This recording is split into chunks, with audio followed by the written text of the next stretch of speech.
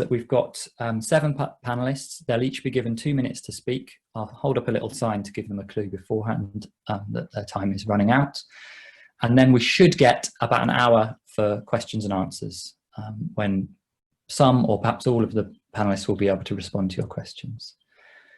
So that's the intro done. I hope we've got everyone who is going to join the call, and I'll hand over to Wendy to kick us off. Wendy, you... can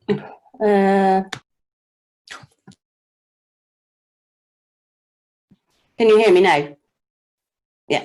Okay, good evening. My name's Wendy, Wendy Newby. I'm the Deputy Head of the Shrubbery School in Stonehouse. It's a special school. It's been a challenging time in schools during this this pandemic. One of the things I wanted to reflect on is you can't actually consider where we're going or where we're heading without looking where we're coming from, basically. So, you know, on the 20th of March, the lockdown and the schools were closed. As a school, we stayed open for vulnerable children and key workers. We had 30 children throughout the lockdown. We've now got 77 children that are coming in at least 2 days a week, which has meant that because we've had more and more children come in, we've had to be very reactive to the pandemic, to the virus, to the needs of the children, to the needs of the staff. So we have created class bubbles. The safety of our children is paramount, and the safety of our staff. When the lockdown originally came in, all children with educational healthcare plans were supposed to come into school. Well, that's the whole school for us. So we had to take the decision about the safety of the children and actually look at the most vulnerable children. We recognise that the children are not able to socially distance, and even now it's a focus for what we're doing and what we're planning to do as we go ahead. Children with special needs and younger children and little children are not able to understand that need for socially distance. So the staff have had to be very creative in using different spaces to facilitate social distancing. For me, basically planning 3 scenarios, 1 lockdown equivalent, 1 as we are now, and a full opening for September. So it's about having that ability to be reactive. Great, thank you, Wendy, and good timing. Catrina, could we go to you next? I know you joined a little bit later, but I think you should be ready to go. Unmute. Hello, can you hear me now? Helps if you unmute. Yeah, so I'm Catrina Lowri. I'm a SENCO in the school in Gloucester. Up until recently, I was an advisory teacher for children with communication and interaction difficulties in the Stroud area. So I know the schools pretty well and have visited most schools within the last 3 years. So I know a lot of the staff there. I also have a daughter who's 9 years old, so I have some kind of insight as a parent as to what's been going on. To reiterate what Wendy said, we have been open for key workers throughout. The school that I work at has a high level of EHCP children. It's around about 40% of the children there. So we've made the decision to reopen for all children, and there's been about 70% take up. But as Wendy says, we have to accept that it's almost impossible to socially distance, especially for children with additional needs, especially for very young children. So we've been quite pragmatic about that. The cleaners have never worked harder. We have to use an awful lot of anti-bac. You know, we're continuously asking the children to wash their hands, catch it, kill it, bin it, etc. But it's very, very difficult, particularly in my case, because I'm doing interventions, to sit 2 meters away from somebody, for example, if you're doing a reading test with them. I'd be interested to see how larger schools would work, because my school's very small, we only have 40 children. And also as well, there are a lot of questions about going forward, how it will work with the bubble model for children who are in upper secondary when they have option subjects to do. It has been quite tricky at my own school with the year 10s, 11s. So I'd be interested to find out whether there's any other schools who have any models that are quite practical for that. I also think that the thing that we all recognise as teachers is that the children have been through a massive trauma doing this. Some of them have been sick themselves. Some of them have had to watch relatives be sick. And unfortunately, some of them have actually lost friends and relatives during this time. Also, it's traumatic to be cooped up in your own house. It's effectively had an entire generation on house arrest for several months. So I think it's really important that we think about the psychological aspects of this when we go back into education. Thank you, James. Thanks, Catrina. That's great.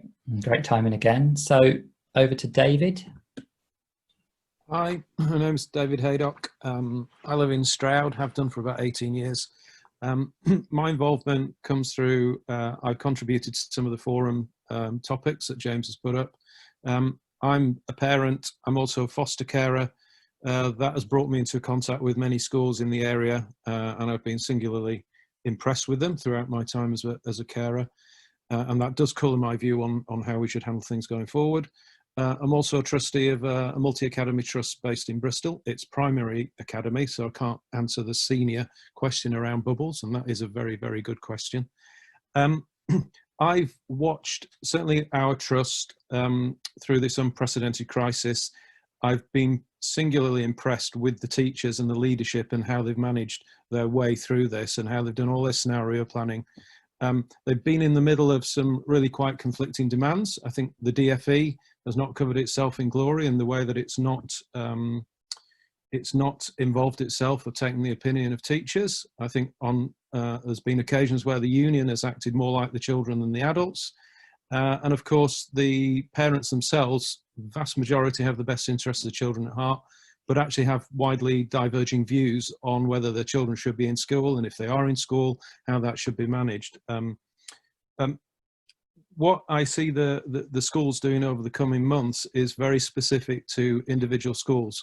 As I say, I've been really impressed with the professionalism of teachers and the leaders in the schools. And so my view is very much coloured by what we need is some guidance from the government, but actually then leave it to the teachers in the schools to decide how best that should be delivered in that school setting, because schools are so different. Whether it's primary, senior, even within the 4 schools within the trust I'm involved in, it's very difficult. I think the variables are, as been mentioned, the bubbles, the guidance from the DFE, and of course the parents. But ultimately, I think we should be leaving this to the leadership and the teachers within the schools to decide what's best. Okay. Thanks, David. Rachel, where are you? There you are. You've unmuted, excellent. Hi, good evening everyone. I'm Rachel Curley. I live here in Stroud. I'm a local Labour councillor on the district council. I've got 2 kids that go to Archway School, and I also work for the National Education Union. I'm going to speak really on behalf of the NEU and say that the NEU wants all children and young people back in school as soon as possible and as soon as it's safe, and that's always been our position. But we want it to happen in a way which is safe for the whole community and based on the best available scientific advice. In terms of the position in Stroud, I understand from our local rep in Stroud that the NEUs work really closely with the local authority, with head teachers, and in the majority of schools that's working really well, working on risk assessment and safety measures. And most primaries in Stroud have now opened in some form to reception year 1 and year 6, although the arrangements that have been put in place are very much bespoke to those schools, and that kind of picks up points that other speakers have made, that it really does have to reflect the environment and the particular layout of the school, staff availability and so on. The government said on Friday that they want all children back in school in September, but they haven't yet said how that will be achieved. And we urgently need a plan from the government about what education will look like in September. It can't just be based on a hope or an aspiration. And even if the requirements on social distancing are reduced from 2 metres to 1 metre, then we know that most schools can't manage even at 1 metre with 30 children in a classroom, depending on the layout.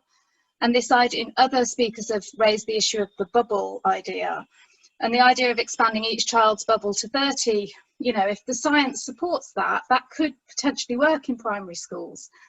But it's really difficult to know how that's going to work in secondary schools. So the NEU's published a 10-point plan for children and young people. I clearly haven't got time to go through that now, but do have a look at it. I'll put a link in the chat. But I suppose what the key point I want to make is that the government made the announcement on Friday about the full reopening of schools in September, but then said that they would publish the guidance in 2 weeks. That guidance is urgently needed now. And I would put a plea that they really engage with the profession, that they engage with head teachers, that they engage with the unions on what that looks like, because there just has been far too much announcement at press briefings and not enough engagement with the profession. Thanks. Thanks, Rachel. And thanks to everyone for keeping the time so far. So those are our speakers who have more of a direct relationship with schools, or with, in Rachel's case, the National Education Union. And then we've got 3 speakers who have got a more generalist approach. So the first of these is Jo. Hi there. Thanks, James. I'm Jo McAndrews. My background is in psychotherapy, but for the last 30 years I've been working I specialised in loss and trauma, supporting children and families through difficult times. And for the past 30 years, I've been working as a trainer with schools. I've worked with many, many schools over the years, and also with parents and children around how do we understand what children need, particularly involved in the latest neuroscientific research about how humans develop and what we need in order to function well. So that's the basis of my point of view about this. So with the question, what's next for Stroud schools, what I would like to see is the conversation being about recovery rather than about catch up. As Catrina said, we have all been through a massive experience and are still going through it. And when the conversation is all about educational catch up, it misses completely the reality of what we've been through, and also it misses the understanding of how children learn. So I would like the question to be not how do we get schools open, but what do children and young people need, and how can we best offer it to them in this time? Because that is what's going to decide their future, not whether they catch up with the national curriculum. So the science we're talking a lot about referring to the science, and I know what we're talking about is the science of understanding this virus and safety and spread. But I think it's also really important to pay attention to the science, very well evidenced, about what children deeply need in order to function and in order to grow healthily without future nightmares. I mean nightmares in arrested development. And just to put it very simply, the most important thing that children need is to be close to, within physical proximity of warm, kind, friendly adults and peers to play with. And that is obviously a difficult thing because we're looking at a virus which is requiring distancing. Thanks, James. So I'd love to talk about that more, but I just want to make that point. Without the attention to psychological, emotional well-being, academic learning is impossible. Children will not have the capacity for it. So I was asked the question about who do I think, where are the marginalised voices in this? Whose needs are not being represented here? My sense is that there's a few categories, and one is children in families who have extreme stresses that have been exacerbated by this virus and lockdown, including poverty, but also domestic violence or mental health problems, the sorts of things that make life difficult anyway, let alone now. Also, children in families with ongoing underlying health problems who can't even imagine. Parents are watching this debate about schools and they can't even imagine how it's going to be remotely safe for their children to be with others again. And I think another voice that's missing is school staff and teachers whose own mental health is not being really cared for, and who are also often parents and have been under extreme stress trying to provide relationship and teaching over these last few months. Thank you. Thanks, Joe. So next up is Freddie Whittaker. Hello, everyone. As James said, I'm Freddie Whittaker. I was born in Stroud. I grew up in Stroud. I went to Randwick Primary School and then Archway School, and then worked on local papers in the area for the first 4 years of my career before moving to London. I now work for a newspaper called Schools Week. It's aimed at mostly leadership in schools, but it's read by a fair few classroom teachers as well. And my job for the last few months at least has been to try to make sense of the guidance that's been coming out of the DFE, the various announcements, the late night publications that they put out that cause an absolute misery for school leaders who have to read through all this stuff. And as someone who's been doing that as well, I've never felt more in awe of head teachers having to do that, because it's just an incredible amount of work. So yeah, we've been doing a lot on the coronavirus. We can't really write about anything else at the moment. It's the single biggest issue facing education. Yeah, looking forward to the discussion. It's on mute. Thanks, Freddie. And finally, from our list of panelists, we should have Julie. There you are, Julie.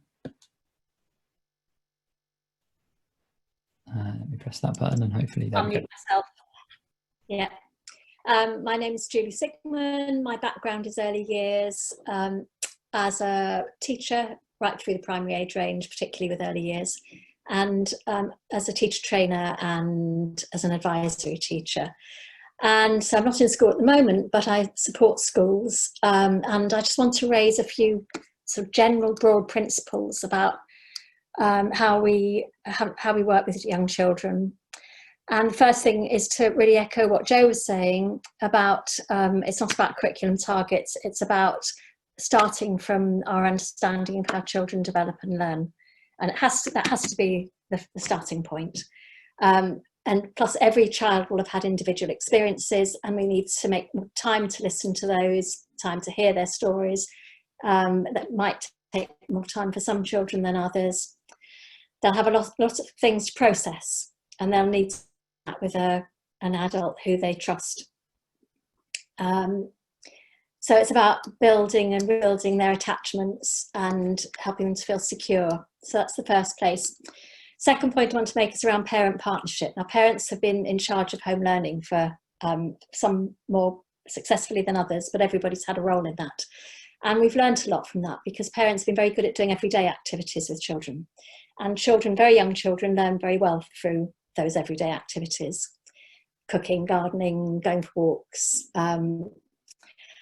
And so that a lot of that's been very successful. And I think we want to have a look at how we can take that back into the classroom and make sure that partnership with parents isn't tokenistic, but it's genuine. In early years, we talk about parents as children's first educators, but it can be a little bit tokenistic. Third point I want to make is around outdoor learning. Being outdoors is a protective factor. There's no reason why children can't be outside most of the day. Okay, James. So I won't go into detail on that, but I just feel that really that should be the place where children are learning. And the fourth point that I think I want to flag up is around transitions. They're really tricky for children at the best of times. And so it's having a focus on transitions, making sure that that's changes into school, from home to school, within school, making sure that children have routines, feel secure with routines, with consistent routines, and they're given time to learn those new, the new routines and the new way. So I'll stop there. I'd like to go on for longer, but I'll stop there. That's brilliant. Everyone's been very disciplined. So we've actually managed to have all of our panelists introduce themselves in 25 minutes, which is great. Welcome to any of you who've joined halfway through that process. We've got 31 people in the meeting now, and I think a few did join while we were having those panelist introductions. Just to say, for your benefit, what we've done is just have those 2-minute introductions from a total of 7 participants, panelists, sorry, and those people are available to answer any questions that you've got. What we'd like you to do, myself and Sarah, who are sharing or facilitating the call, is if you could put those questions or points, comments, issues that you want to raise in the chat, and then we can have some way of kind of working out how to come through those different people. Clearly, all our panelists will have much more they want to say, but we feel like it's best if those points are made in response to specific questions that members of the audience raise. The extra thing that I wanted to say is, obviously there's lots of different views in this, and not only has it been a very stressful time for everyone, but there are some aspects of the debate where people have quite different perspectives on how we should move forward, which some of the panelists have alluded to in one way or another. So as with most of these meetings, I'd just encourage everyone to be respectful in their contributions, and to hopefully, you know, all we've aimed for with this from our point of view in Stroud Coronavirus Community Response is to host a bit of space for people to have the conversation in a slightly more human way perhaps than a Facebook thread, which we did notice that this topic engendered a lot more conversation than some of the others. And we've been meaning to hold a meeting for a long time where people could see each other face to face. So we just thought this would be one interesting way of doing that, to focus on one particular topic. So I'm still waiting for anyone to drop a question into the chat. Sarah, do you want to, maybe you've had I just wanted to suggest that people could also come on and speak. I think we've got about 30 people, so, and that includes the panel and us. So I think we're okay with an hour to have people speak, if that's easier as well. And I can add questions if everyone needs a bit of somewhere to start. Can I say something? Can you hear me? Oh, I've muted you. Right, hang on. Yeah, we can hear you. Can you hear me now? Okay, I just wanted to say something. I heard a discussion on LBC the other day. It was from the National College of Royal College of Paediatricians, and they have suggested that we have so-called Nightingale schools, in the way that they created Nightingale hospitals, so that local schools would, for example, commandeer or ask to use areas like parks, local scout halls, church halls, other large open spaces, marquees if there are those that are set up for weddings, for hotels, etc.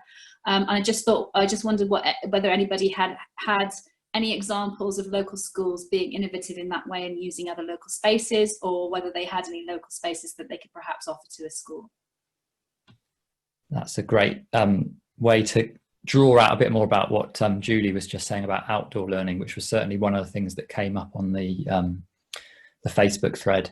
Julie, you said that you wanted to say a bit more about that. So do you want to kick us off, and then we can perhaps go to the people directly involved in schools to ask about how things have been for them in terms of outside spaces? Outdoor learning, there's no reason why the whole curriculum can't be covered outside, and the only, in terms of forest school, the only weather that they don't go out in is wind, strong winds. So if the children are dressed appropriately, then they can spend time outside. It's, you know, it's not going to be cold, and it seems to be a much safer place. And for younger children, there's quite a lot of freedom to play and to just explore the environment. But if you could also have more organised activities at social distancing, you can have, you know, sports games organised where children can stand apart, but you know, follow a sort of physical curriculum as well. But what I'd like to see is yeah, just basically as much time as possible outside. A school that I'm connected with through my grandchildren, it's a very small school. I think there are about 50 children in the school, and it's primary, the whole primary age range. But they're spending the morning inside, mainly about the academic, covering the academic side of things, formal education, but really focusing on the personal, social and emotional development of children. So it's about well-being, and that's the first thing, the most important thing. There's no testing anyway this term. And then they're eating outside, and they're going to be outside doing forest school type of activities. So they'll be den building, and they'll be looking at nature, they'll be looking at trees and looking for bugs, and they're very imaginative. They did through the homeschooling, they did visiting the Amazon whole school activity, and one of the teachers videoed herself up a tree house, and she unpacked a bag where she packed for going to the Amazon, and she had binoculars, and she talked about how she'd got long trousers even though it was hot. And with some imagination, you can just cover so much. And all the children then packed their own bags for the Amazon at home and did that same kind of activity. So broadly speaking, just cover the whole curriculum, and it's around play based, it's about creativity, it's about connecting with nature, it's about socialization, it's about community and well-being. I just wonder if there's people working in schools where that might be more difficult, and what kind of challenges there might be to the idea of more outdoor learning. Yeah, Wendy, I know you want to come in on this, and I know you've got quite a nice outdoor space at the Shrubberies, haven't you? Oh, let me unmute you. I don't think that's worked for some reason. Mute. Can you hear me now? Yeah, okay. Yeah, I mean, we're our whole curriculum is based around outdoor play and learning. We did the Opal Outdoor Play and Learning initiative. It's about being creative. It's about thinking, what your spaces is, and with social distancing, it's about timetabling certain areas for certain bubbles. All the teachers have a hygiene caddy, so if the children are on the climbing stack, when they come off it, the staff will wipe it down before another group goes on.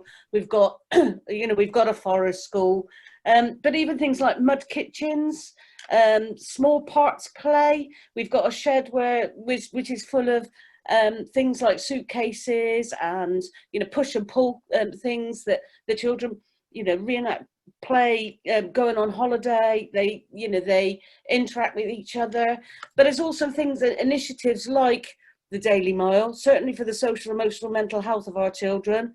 Walking the Daily Mile every day gives them the opportunity to talk about their feelings and bond in a way, or interact with someone in a way that you can facilitate some distance. So it's about being creative with the space you've got.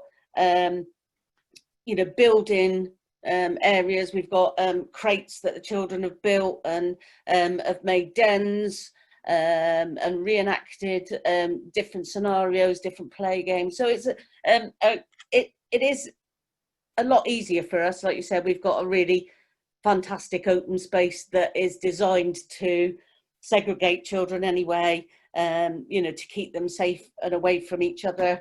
But with that creativity, and to be honest, I know that all teachers, given that freedom to use their imagination, can facilitate some really quality learning through play and through the outdoor environment. Great, thanks, Wendy. David, you've had your hand up, so let's. Yeah, I just wanted to support the idea of the outdoor schooling and the forest school, because we see it in our schools down in Bristol. We've got a brand new school that only opened this academic year to reception in year 1, and it's been built with a very large outdoor area specifically so that we can teach outside. We have another school that's got some green fields around it, and we're investing quite a lot of our reserves into that area so that we can do more teaching outside. But I also think we need to be a little bit cautious, because another of our schools is an old Victorian school in the centre of a dense housing estate, and there isn't any room and there isn't anywhere to go. So again, it comes back to that, you need to look at what's best for each individual school. Definitely support the outdoor stuff, but it isn't possible all of the time. I think with the Nightingale principle, we have to be really careful about that, not to set expectations, because there are 6 Nightingale hospitals, and they've been opened by shutting down great swathes of the NHS to be able to do that. And clearly what we're trying to do here is open up more school rather than, look at what we might shut down. So I'm really not sure about the Nightingale principle, but the outdoor bit, absolutely, and we're supporting it. And I would encourage all the teachers to really get creative about that, because the kids will love it, you know, and they will thrive. We have a couple of comments on that theme, which one is, you know, that idea of schools that don't have that access to outdoor space. So it's great that the schools that have it are using it and can be creative. But one suggestion was maybe to go into partnerships with private land owners. Are there any other ways that schools where they haven't got that ready access to forested areas or whatever they might need? Yeah, so the idea of uplands being close to Hawkwood, for example. Any thoughts around that, perhaps? That was a suggestion from Megan. Yeah, we'll perhaps come to that and come back to the more local people connected with schools. First, Freddie, you've raised your hand. Maybe you can tell us a bit more about that on a national scale. Schools do and don't have access to outdoor space. Yes. Well, I mean, I'd like to echo David's point. There's a huge difference between a school, even in sort of the urban parts of Stroud, and the amount of space that it will have available, and the schools near where I live in southeast London, for example. So, like a couple of people have said, it really does depend on your individual school situation. But also, I'd like to echo what David said on the Nightingale schools proposal. That's come up a few times. That's something that the New Schools Network, which is the free schools supporting charity, has talked about. Various other lobbying groups, Tory MPs, people have been talking about this idea. And the fact is, you might find the odd building that you can repurpose in a community for one school, but you're not going to find it for 24,000 schools. You're not going to be able to come up with the land and, as David said, the staff, the infrastructure to provide education in outdoor building. I think it's a bit of a red herring, which is kind of coming up to being used as a sort of pacemaker, a distraction, while the government makes up its mind about what it's doing from September. Because, you know, as one of the other panelists said earlier, they've said that the new guidance on returning in September will be published in 2 weeks. I mean, 2 weeks puts us well into July by then, and a lot of schools will be thinking about a lot of school staff will be finally thinking about having a break. For many leaders, it will be their first break since probably February half term, and I think that is the thing. We can get bogged down in discussions about what might work for individual schools, but actually what's needed is a national strategy to tell schools what they might expect in September so that they can plan for it. Thank you, Freddie. Rachel, you have raised your hand. I was going to say, Rachel, I was wondering if you might have some further thoughts on the differences across schools nationally. Yeah, well, I just wanted to pick up a bit on what Freddie was saying there. I mean, we started on the conversation about forest schools and outdoor learning, and I do also think you have to recognise that there are differences between primary and secondary in relation to how outdoor learning can be delivered and the curriculum. Not that it's impossible in secondary, but I think there are different needs and different challenges. I just wanted to pick up that point about the plan for September. And in my initial comments when I spoke before, you know, they have to somehow bring forward that guidance. They have to tell us what the plan is for September. The Scottish Government published a plan some time ago now, a detailed national plan which looks at online learning, it looks at blended learning, it looks at the use of community buildings to increase the space available. I realise that's not the golden ticket, but you know, there may be some options, and it also talks about engagement with head teachers, with unions, with the profession, and I think that point about blended learning is really important, because even if we don't need social distancing, you know, and that's a very, very big if, I think there will still, you know, all the scientists seem to think that social distancing in some format will remain with us for a period of time, you know, until we get a vaccine or better treatments.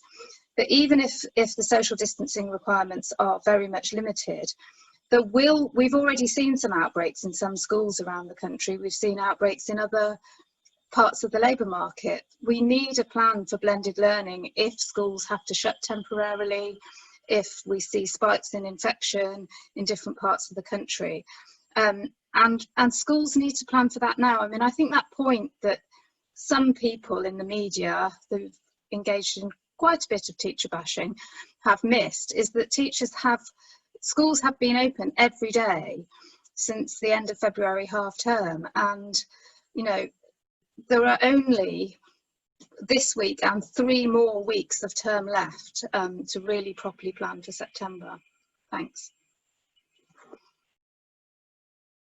So we've kind of covered a couple of things there. We're slightly moving into a second issue, away from the outdoor stuff and into plans and what might be happening in September. So Catrina, you've raised your hand, and David, you've raised your hand. So what I'm going to ask the people who were on the panel to do, I think Joe, you're the only one who hasn't said anything about this, is to cover any points about outdoors first, and then we'll come on to this other issue of a plan perhaps later, because we've also got other questions that have come in. But Catrina, if you wanted to say anything about outdoor learning. Yeah, I mean, it's made, like, again, I mean, even though my school isn't in the city school, we are quite blessed with some really good outdoor areas, and we've done similar to Wendy insofar as we've divided it up into zones, and the zones of the different bubbles, which is the only way that you can do that. I was just interested because to reiterate, I've heard a lot of teacher bashing going on, and you know, there's some idea that we haven't been working throughout this entire pandemic, which of course we have, but that aside, we don't have enough national information, and I just wondered whether there was anybody who had found a way of, for example, commandeering another building or anything like that. Is there anybody who has heard of this actually happening? I take the point about, no, David's saying no. I take the point about it being a lovely idea, etc., etc. And I think the Nightingale analogy, just to go back to my original point, was because this is the phrase that is being used by the paediatricians. But it's a nice idea, but I don't think we have a national strategy on it. I just wondered if there was anybody who actually had that. And also, I'd like to answer the question about special needs children that came up on the feed. We'll come to that question once we've sort of finished this round, Catrina. Freddie, is that a direct answer? Yes, so I was just gonna, something occurred to me when Catrina was talking about it, about schools that have, obviously I don't work in a school, but we did actually report on one last week that has repurposed an old festival tent. This is in the London Borough of Tower Hamlets, so in a London borough, they've been trialling a pop-up classroom using a repurposed festival marquee, which has been provided for free by the rental company.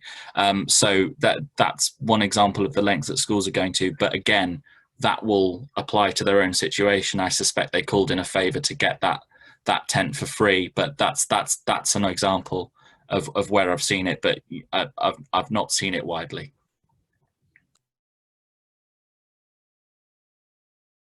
Sorry, David, did you still want to go? No, I was going to talk about plans and teacher bashing. So. Okay, we'll leave that for a second. Joe, did you want to say anything about outdoor?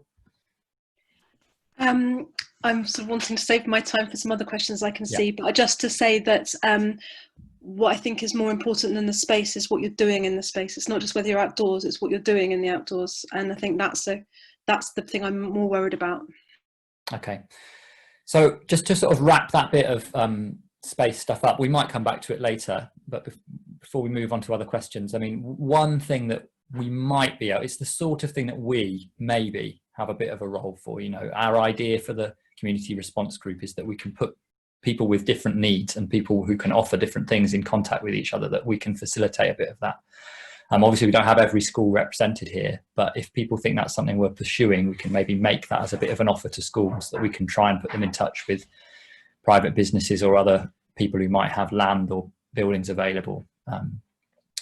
So I'll leave that for now. If anyone does have land or buildings available they think might be suitable, you could put that in the chat or so on. I think the question of a plan is quite a big one. So I'll perhaps put that aside for now and we'll come back to that. And I think perhaps first we can do Claire.penketh, if we can come to your question. Are you able to unmute yourself, Claire? Hello, I'm muting myself. Yeah, the question I put in there is I'm a single mum with a year 10 lad who's severely dyslexic with ADHD. And it's been pretty difficult to teach him. I'm a single mum working full-time from home, and it just seems there's no overall strategy to deal with kids with special educational needs. So the home learning stuff that we've got has been just not fit for purpose for us. There's been PowerPoints that have been sent to us, 24 pages worth of PowerPoints, which he can't read on his own. And then you get screen reader and it doesn't work because they don't work with PowerPoints, I discovered. And towards recently, we've been getting some support from a lovely TA who actually put herself out on a limb and came and helped us personally in the garden to go through stuff. But it's just been very, very, very difficult because I can't support him as much as I want to. I can't sit there and read with the PowerPoints with him. The teachers, bless them, most of them don't know how to do a Zoom lesson or a Microsoft Teams lesson. They just don't know how to do it. And I feel there should be a lot more training in how to do that, how to actually use IT, so they can do the blended learning. I think that's really, really important. But also to think about how they differentiate, because there's been very little differentiation for my son and it's been pretty flipping difficult. So any advice you've got, I would greatly appreciate it. Thanks, Claire. That special thanks for kind of bearing some of that difficulty that you've had. So Jo, you're first to respond. Thank you. Yeah, thank you, Claire, for that, for sharing that struggle. And I've spoken to many parents over this time who've had impossible struggles, and I feel, to be honest, I feel pretty heartbroken about it, because I think what I would love to see is more acknowledgement from the government and from schools that we don't know what we're doing. We don't know what we're doing. We've never been through this before. And what we already know doesn't serve what we're needing now. So to try and do education by simply sending PowerPoint presentations home, I'm not suggesting this isn't teacher bashing. This is just recognizing we don't know how to do this. Yeah. And also the education system already doesn't know, it isn't built on the knowledge that that psychological well-being is an essential first step before educational attainment. And so many parents have been feeling under huge pressure to try and keep up with this curriculum in extraordinary circumstances, as if this isn't an emergency. This is a crazy crisis, and it's not over. And actually beyond it, we have no idea, except that we do know that climate crisis hasn't gone away, and we're going to be looking at more change and more unprecedented challenges.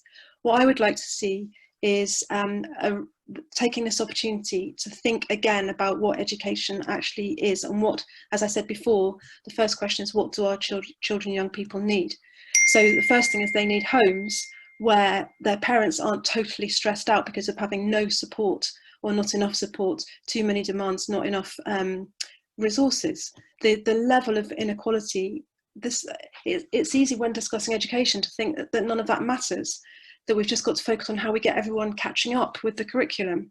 And I would like to take a more radical approach. And I would actually like to see the idea of schools as resilience and recovery hubs for the community. I would like that to be the next stage of what schools do next, where there's instead of spending this, what the government are claiming is a massive grant for private tutors, that bit of money, instead of spending that on private tutors, we spend it on play workers and forest school workers and therapists and community artists, people who are there to support relationship. It's all based on relationship. So just to come back to, many parents have said over this time that they're really struggling to help their child keep up with the curriculum. And what I would say is just don't. I know people will find that controversial, but it is creating so many problems. Our school system is already not designed for this time, but in this crisis, it's even more obvious that we need to find some different priorities. Thank you. Thanks, Jo. And yeah, I think we'll probably get into this discussion about, how important is it for people to stick with the curriculum or not. And we definitely had both views from both perspectives on that on our original Facebook thread. Catrina, you wanted to respond to this question. There's quite a lot there from Joe, actually. There's a lot of it that I wholeheartedly agree with Joe, actually. It's just not to go into too much teachery jargon here, but some of you will be familiar with Maslow's hierarchy of need, and some of you will be familiar with Bloom's. Okay, so basically what Joe's saying is you can't do Bloom's without Maslow. So Maslow is where children's needs are met in terms of, are they hungry, thirsty, cold, wet, their actual physical needs, their psychological needs. And without having all of your needs met, you can't actually be successful. Okay, so the success that we talk about, the progress that we talk about in education, the only thing that this government has measured over the years has been the progress in terms of their academic needs. And so I probably would reiterate what Joe says, and it's a bit radical for me to say this too, but the academic stuff really doesn't matter quite so much at the moment. Thank you for that, by the way, sharing the Maslow. Have you got Bloom's as well? I'm not so familiar with Bloom's, so I might not find the right thing. Bloom's taxonomy. Okay, I'll look that up and see if I can share that. Catrina, could you respond at all to Claire's initial question? Yes, Claire, I would say it's not so much where your son is now, but it's where he's hoping to go in terms of his education going forward. So does he have a plan in terms of his post-16 education? Claire? I'm on mute myself. I was muted. Thank you. Do you have a plan in terms of his post-16 education? Yeah, he wants to go to do computer science. Computer science at university? I am steering him towards an apprenticeship. An apprenticeship, okay. So I would kind of trace it back from there and look at where he wants to be when he's 16 and see how you could get him as close to that goal as possible. So kind of if, for example, he really needs, obviously, he's going to need his maths, English, his science, and his ICT, I presume, computing qualification. And he'll probably need perhaps one other subject, so he'll need the equivalent of whatever a C is now. I think I think the issue is the special needs. He'll get. Yeah, no, I understand that, but then obviously, I mean, without naming your particular school, which you may not wish to do, so and obviously we prefer to keep that. No, I would, I'd rather you didn't either. It would be a case of liaising with the SENCO, and if the work hasn't been differentiated, then it would be his or her responsibility to talk individually to the teachers if you haven't tried that already. I've tried that.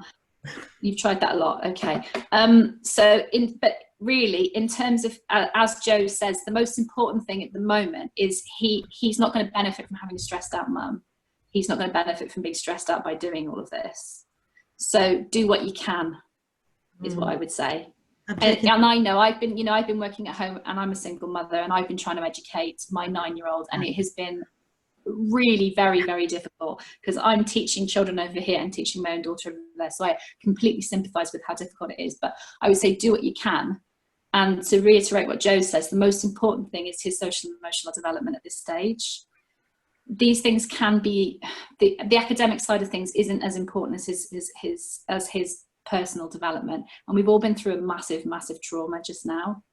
So I would just say concentrate on doing the things that he can do, and the rest of it can be unpicked later. As teachers, we're the experts in this area. When he goes back into school, which he will in September, they're going to understand that there's going to be some academic catch-up, which is going to have to happen. I wouldn't, the money for the tuition is there. I mean, it doesn't actually work out to a huge amount per head as far as teachers is concerned, but I would say rely upon that. And at the moment, your relationship with your son is far more important than whether he gets GCSE geography. He's not taking geography, but I'm just wondering. Well, I mean, for example, I think concentrate on what is he good at out of the subjects? I mean, I'm taking the approach I did when he was a child, when he wouldn't eat, which is basically I'm trying to shove what I can get yes. in. Yes. And keep him nurtured. And exactly. We're just playing it by ear, but sometimes I think am I being a failure because I'm not, No, I mean, the thing is, I think we've all felt a little bit like failures during this situation. I know I certainly have had some proper stand-up rows with my daughter, and she's only 9. So, and I'm a teacher, I've got 21 years experience, so I completely understand it. And I'm also a single parent, so I understand what you're going through. But it's just the most important thing is your relationship has to come out of this, and that is going to be far longer than the GCSEs that he may or may not be doing next summer. I mean, they might be cancelled. We don't even know if they're actually even going to sit them. There's a lot of woolliness and lack of clarity around what is actually going to happen to them, and which may give some people some hope. There is a move towards reviewing GCSEs anyway as a concept and having a leaver certificate at 18 instead. So that may come into effect before then. We don't know at the moment, but I think concentrate on what you can do. Thanks, Catrina. I think we'll come to David, and then Freddie, you've also raised your hand. David's been waiting a bit longer, and then we'll have to try and, I think, move on to another subject. Can I just, in that idea of moving on, there is another point, which is, you've started to talk about, Catrina, what there's a parent who are saying, you know, 2 working parents can't homeschool. Similar issue, maybe it's slightly different, maybe, but basically wondering what's actually going on in schools about this. And I think we're starting to get a feeling from what Catrina said, but maybe some additional perspective on what other things are being talked about amongst inside the schools might be helpful to feed into this as well. At my school, we're doing a mixed thing. So we have some children who are actually in class, and I also teach the same lesson online. So that's how we're going about it. But it's a very small school. It's very, you know, the children that we have, the vast majority of them have additional needs. So, you know, we can differentiate it far more finely because we have very small groups anyway. But, you know, I'm not talking about a large mainstream secondary school at the moment. So I'd have to take a comment from somebody else there.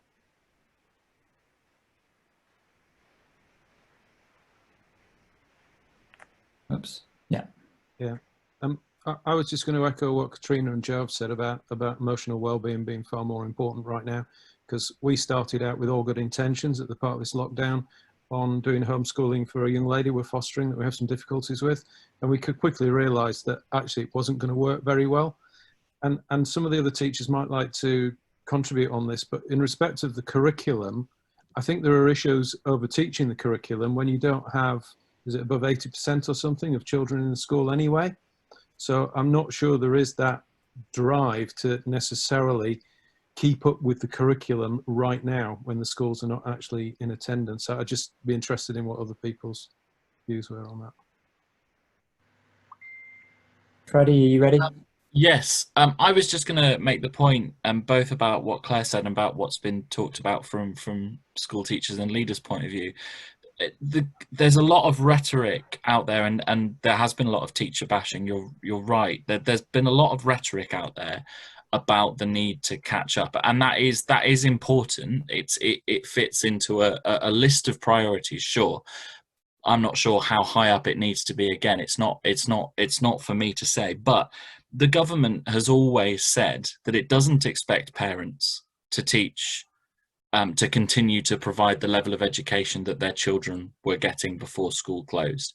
The government's actually been very clear about that in its guidance. It's just not been very clear about that in its rhetoric. So what the problem that we've often seen throughout this issue is that the government guidance says one thing, and ministers, because they're sort of slaves to politics, will get up and say another thing, and there'll be other things in the Daily Telegraph and the Daily Mail. So the government had never said it expected parents to provide the level of education that their children were getting before schools closed, and indeed never said that teachers needed to provide the same level. It is very clear about that. So I think quite a few ministers and politicians and other people within the sector who often talk about the obsessive need to catch up are ignoring what the government they support said about this, which is that, you know, you read some of the initial guidance and it's all very understanding about how parents and teachers are not expected to just replicate a school system. How can you replicate the school system at home? And I think that has been forgotten by a lot of the architects of that guidance in the rhetoric that comes through about that. Thanks, Freddie. Clement, you've got your hand raised. Should be good to go now. With regards to the point that was just being made, there is a massive disparity because there are a lot of children in school still, and there are a lot more and more key workers children are being invited back. So it's not, there is no universal do what you can, because the gap between those that have been in school from the 23rd of March or the end of March to today grows. And we find ourselves in a situation where I run a company, we both work from home, and our children get next to no home learning or homeschooling. So the gap just grows and grows and grows, and there doesn't seem to be anything in place or any provision, not only today, but in the future, to help with independent learning and to account for this and to assist or to accommodate this disparity when things return to some degree of normality, and how that progresses over time. I think it's important to add as well, the children themselves are very aware of this because they're in touch with their friends, and they know that a lot of their friends are in school, and they know that they're not learning. They're quite aware. They're 8 and 10 years old, and it's really not escaping at all, and we're reassuring them that they'll be fine, but we don't really know they will.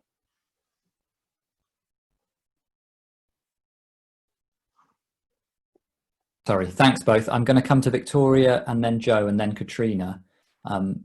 Possibly the conversation's going to be going off in lots of different directions by that point. So after Catrina, I might try and pull it back together again a little. Victoria. Thank you. I've just worked out how to raise my hand electronically rather than like that. So I have actually been waiting to make a comment on something that Joe said quite a few comments ago. And it's, I guess partly it's about absolutely, it's a no-brainer, the kind of that the emotional, psychological foundation is the critical thing right now. But I think also we need to take a very holistic approach to this issue, in that if parents are the ones that are at the moment taking the lead in terms of education or having their children at home, take the well-being of the family is incredibly important, and the support for parents is really, really important. I'm kind of coming in here with an unashamed plug. I'm the chief exec of The Door, and we offer specialist support for parents. What's fascinating is in this time, our support for parents has just gone through the roof.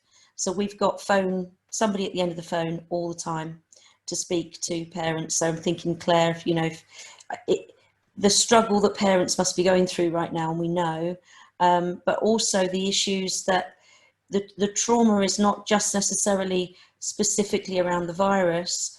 There is also a big hidden potential trauma here of abusive home environments where tensions are rising, and domestic abuse is a big hidden issue right now. And there's a tsunami coming. All of the statutory agencies will say that it's conspicuous by its absence at the moment. And so I think a lot of investment needs to be made into helping parents feel okay, because if they're not okay, then they can't pass that okayness on to their children. So the looking after the whole family unit. But do visit our website. We've got so much stuff going on and so much support out there for parents and young people. Thanks, Victoria. That's brilliant, and just the sort of thing that we wanted to be getting in here, the sort of stuff that has been going on in the community. If you're able to, you can post a link in the chat. Yes, and if not, I'll try and find some of the links from The Door that you're referring to. Joe, you're next. Joe McAndrews. Thank you, Victoria. Thank you for that. I'm so it's amazing the work that you're doing, and so needed. And I would like to see you supported and resourced to do even more of that as available to every parent, every family. I actually just wanted to make the point about home education, about people anxious about what their children are learning or not keeping up, not catching up.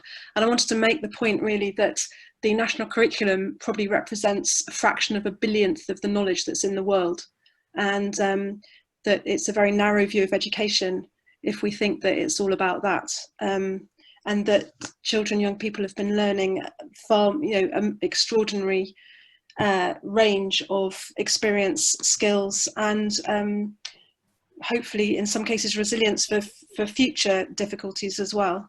And that might not be stuff that can be academically pointed out or tested or recorded, but it's, yeah, that's all really. I want to just sort of break this spell of thinking that education is the national curriculum, that they're not the same thing.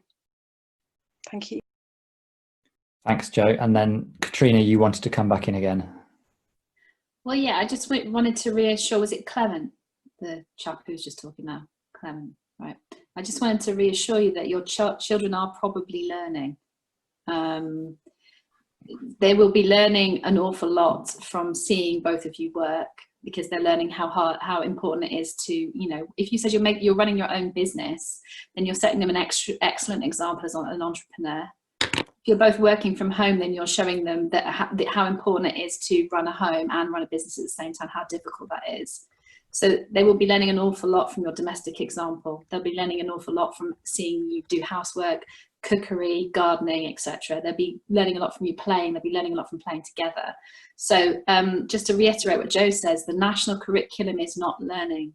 The national curriculum is a prescribed list of things that your children are supposedly supposed to do at that particular age, but it isn't the be all and end all.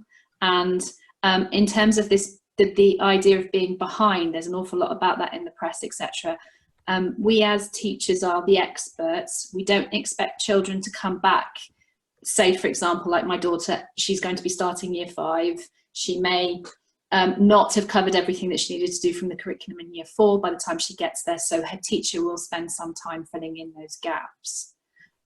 So the most important thing is your relationship as a family, I really feel. And again, you can't have Bloom's taxonomy, which is the measure of progress, without Maslow's hierarchy of needs. So concentrate on yourselves as a family, and you're setting your children an absolutely brilliant example. They're learning plenty from you. Thanks, Catrina. So I think we've kind of covered some threads that had started there. We've come back a bit on Claire's question and some of the additional things that it brought up. I know we've had a few extra people join the call, so I'm just going to reiterate some of the things I said at the beginning, which is please do feel free to introduce yourselves in the chat, say a little bit about why you've come on the call and particular reasons, questions that you might have. If you've got a very specific question, please put it in there, and we will hopefully get to some more of them before the end of the meeting. We are beginning to get towards the end of the meeting. We're finishing at 9:30 and it's getting towards 10 past. So I think the next obvious thing which sort of started to come up, which we maybe could talk a little bit more about, is the plan for September. I wonder if there are some of our panelists who might like to say a bit more about where they're at with that and what they'd like to be seeing that they're currently not. Wendy, David, you've raised your hand, so I'll go to you first, but Wendy, I noticed you were nodding a little bit then, so I might come to you afterwards. Yeah, I'd go back to what Rachel said at the beginning about the need for a plan.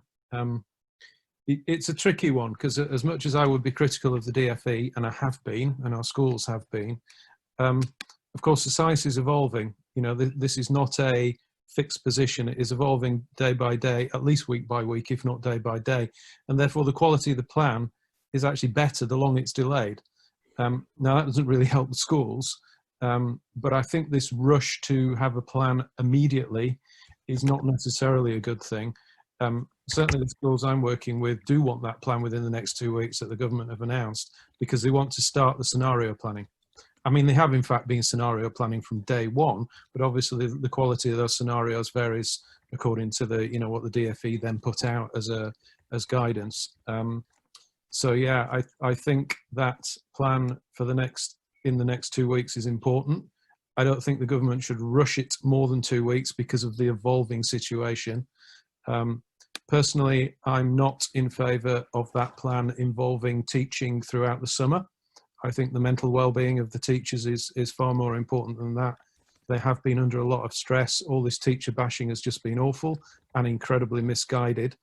I think the plan needs to decide if there is to be any involvement in the schools through the summer. Is it education or is it childcare? And then let's look at what it looks like from September onwards and what those different scenarios might be, so that the schools can get on with that scenario planning to a greater degree than they've been able to do so far.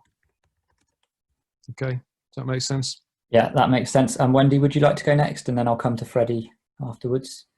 Yeah, I mean, obviously, you know, because of the changing of the, you know, the government and the virus itself, it's very difficult to say yes, all children will be back in September, because that's impractical, because it may not be possible. So from a leadership point of view, myself and the head are aiming to do what is as safe as possible for the children. We have three, like I said previously, we have 3 scenarios at the moment, depending on where the virus is and what the, you know, what the directive is. Of course we want all of our children back, but we want them back safely and we want them well, but we also want to look after our staff.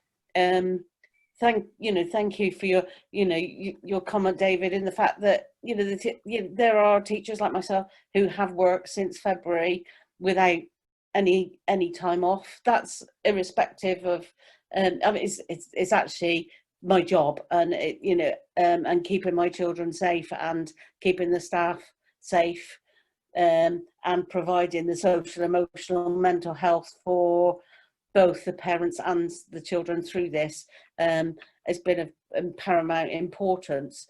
But I don't think schools should be open over the summer holidays. You know, we've got a play screen that's run by our Parent Teachers Association, which is still going to run.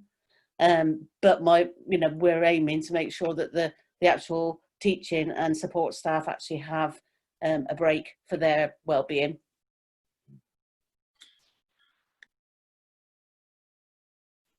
Yeah, I mean, I think going back to the stuff that David said, he is right to an extent that if these things are rushed, they end up having to be corrected again and again and again, and that's what we have seen with a lot of the guidance that's come out since this started, is guidance that's issued and then the goalposts are moved after that. So yeah, I'm absolutely right to want to avoid that.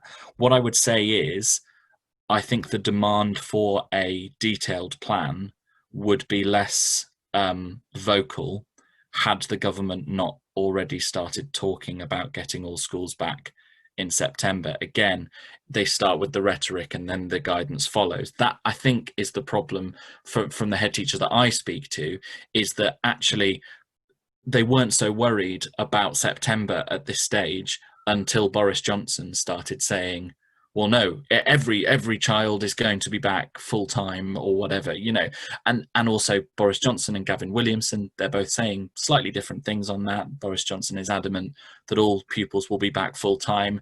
Gavin Williamson's been dodging questions on that specifically, probably because he knows that full time is a very different kettle of fish to all children back in September. So yes, I agree wholeheartedly that the guidance should not be rushed, and if 2 weeks is the deadline, then so be it. But school leaders wouldn't be demanding that guidance now if it hadn't been for the rhetoric that has opened up, which is a result of ministers bowing to political pressure. Joe, you've had your hand raised. And then I think what I'll do is come to the other people that are on the panelist list actually for this question. Thank you.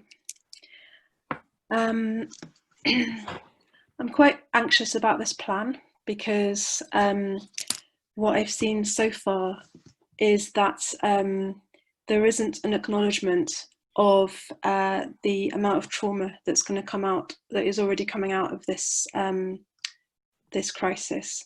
and we're going to see more and more ricocheting consequences of that. And I would like schools to be prepared, because they're going to be at the brunt of a lot of it. I would like to see teachers, heads, support staff in schools more supported with extra training and more acknowledgement of the role that they play in the well-being of the children that they're caring for and looking after. I think they've never been supported enough in that, and now it's going to come to. I think we're looking at a mental health emergency that's emerging, and I also I think what I said before, that we know for certain that humans function in relationship of close proximity to other humans. That's how we've evolved. We've never been in a situation where we've been keeping 2 meters apart from each other, and it's affecting and impacting adults. And but for children, there is a very strong danger of lifelong impact of this developmental stage, depending on their family circumstances, depending on a lot of things. That impact is going to be bigger or smaller. But children cannot function separate from other people. And I feel desperate for that to be acknowledged in the plan, and the plan to be built round not how do we catch everybody up, but how do we recover from this massive thing that's happened to us, is still happening to us, and there is more to come. This isn't just we haven't had just an extra long holiday, and that we all need to sort of make sure we can remember our times tables. This is extraordinary, and I don't trust that the plan is going to include that. So as usual, it's going to be down to individual schools to scrape together resources and knowledge that they've got in order to have a trauma-informed approach, which is already available. The research is all there, the teaching is all there, how to have a trauma-informed approach. But what we don't have is the resources to offer it, and I want to see that. Thank you. Thanks, Jo. And just to pick one thing out of what you've said, which I didn't say at the start, but from our point of view in Stroud Coronavirus Community Response, I think it's fair to say one of the reasons for holding this meeting and thinking about holding future meetings is trying to keep in mind that although it may be beginning to feel different at the moment, that things are not over, and that there's lots of impacts still to be felt, even if the initial impact of a peak of infections and people dying has passed. There's all this stuff to figure out. So we've just looked at schools today, but there's lots of other impacts which we know are still reverberating in the community, which is why we hope to continue doing these meetings. Catrina, you wanted to go next, but I will come to both Rachel and Julie as well on this. So. Can I just add to what James just said about the role of the community response, and just to say that we do have an opportunity with this meeting and in future to look at how we can support each other from different sides. So how can parents support staff in schools? How could schools connect more with that, and address some of the things that have come up today? So just starting to look at what new possibilities there might be. Thanks, Sarah. Yeah, so Catrina. Okay, so coming back to what Jo was saying about the evidence-based approach towards working with children's trauma, going back to what I was saying earlier about Maslow's hierarchy of needs, if there's another bit of teacher jargon that I'm about to say, people. Okay, so attachment theory talks about interruptions in children's development. So I think what Jo's kind of getting at with that is, if a child were, for example, 6 at the moment when this happens, they've experienced an adverse childhood experience, what we call an ACE during this time. So it may be that their emotional development is kind of halted at 6, which, if we don't do something about that, can have a knock-on effect in terms of their emotional development as they get older. So that is a possibility that we need to consider. There are a number of programs that schools use at the moment which are evidence-based, programs such as Thrive. There are other programs available, but that's a very successful one that uses play therapy to fill in the interruptions that are caused by adverse childhood experiences with children. And I know that these kind of approaches are used very, very well. Thank you very much, James. You're very quick with putting things up. these kind of approaches are used very well. Schools are aware of adverse childhood experiences. Schools have had training in ACEs and the effect that they have on them. Schools do use counsellors and family liaison officers to help them with this. They do have staff who can do that, although the resources are very, very limited. Now, back to this magical funding that we now have for the schools, which sounds like a huge amount of money, it actually only works out as £80 per child.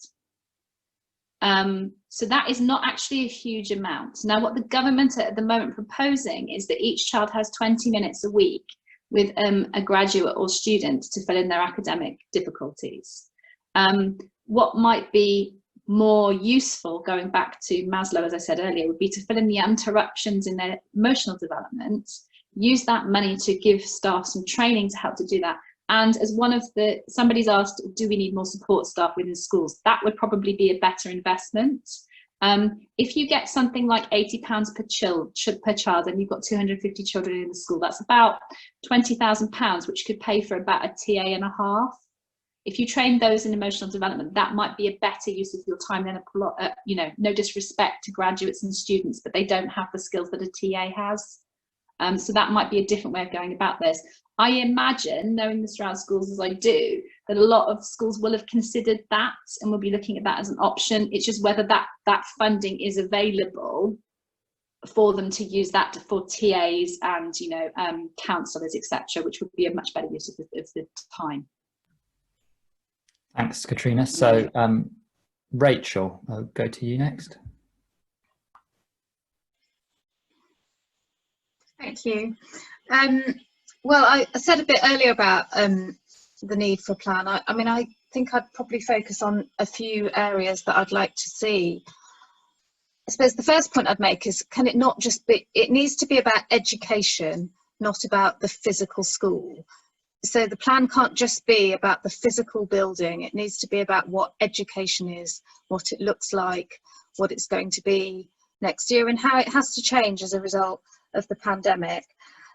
We have to think about a real focus on disadvantaged children and young people in that plan. We know that on average 9 out of 30 children in a class are living in poverty, and we have to make sure that the pandemic doesn't make children even poorer. So we need to look at, the 700,000 children who live in homes without internet access. So what's that going to mean for a plan in terms of blended learning? So that would be my plea, a plan that focuses on the whole of education, not just the physical nature of school buildings and what schools might be. That focuses on poverty and inequality and mitigating the real effects of the pandemic. And as so many people have said, and it's so heartening to hear everybody say, the plan has to have at its heart a national plan for children's wellbeing that supports children who've suffered trauma through this and place children and young people's wellbeing right at the centre of that national plan. Thanks. Thanks, Rachel. Which leaves Julie. Do you want to say a little bit about the plan aspect? I would like to see a lot of the things that have been spoken about already, with focus on supporting development of children's self-regulation skills, their confidence, their resilience, all of the things that people have said so far. And just for the parents who are concerned that they're not doing enough, if you think about the school day, which involves perhaps 5 hours in the classroom, the amount of learning that takes place actually through the school day, curriculum learning, is going to be way, way less than that. You've got to take out, moving from class to class, you've got to take out registration time, you've got to take out the time that children are sitting still waiting to get the teacher's attention, or not focusing on whatever they're supposed to be focusing on themselves. So, it's not about trying to get 5 hours of learning into a day.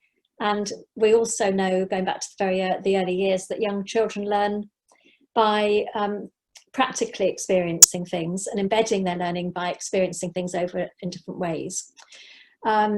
So the things that are happening at home, which we've talked about already, the gardening and the going for walks and the mending something that's broken at home, or just the talk, just the conversations are so much more important. And there was a time before the national curriculum, and the time before the national curriculum we responded to children's needs and where they were at the time, at that point.